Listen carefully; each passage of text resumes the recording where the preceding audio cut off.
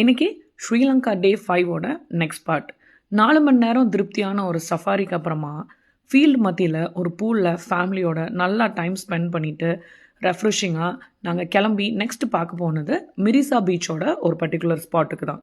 ஸ்ரீலங்காவில் one of the famous பீச்சஸில் Mirissa பீச்சும் ஒன்று.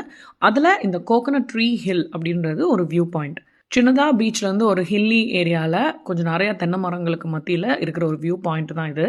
Drips போகிறப்போ நம்ம எப்போவுமே புதுசாக ஏதாவது கற்றுப்போம், அப்படி இல்லைனா புதுசாக ஒரு எக்ஸ்பீரியன்ஸ் கெயின் பண்ணுவோம்.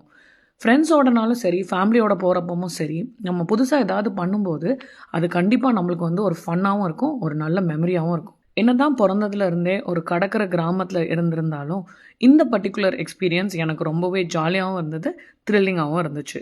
அட அப்படி என்னதான்டா பண்ணீங்க அப்படின்னு நீங்கள் யோசிச்சுட்டு இருக்கீங்கன்னா, நாங்கள் எல்லோரும் போனது ஒரு ரோப் ஸ்விங்கில். நான், தம்பி, ஷான் 3 பேரும் ரோப் ஸ்விங் ட்ரை பண்ணோம்.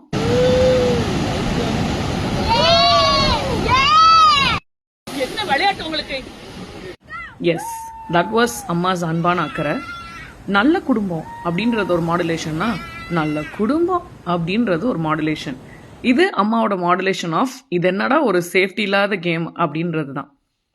ஸ்விங்கில் நல்லா ஜாலியாக கொஞ்சம் நேரம் என்ஜாய் பண்ணிவிட்டு நாங்கள் கேலே ஃபோர்ட்டை நோக்கி கிளம்பியாச்சு. நெக்ஸ்ட் டே கேலே ஃபோர்ட்டில் நாங்கள் வேறு என்னெல்லாம் பார்த்தோம் அப்படின்றத நெக்ஸ்ட் வீடியோவில் பார்க்கலாம். அண்டில் தென் பாய்.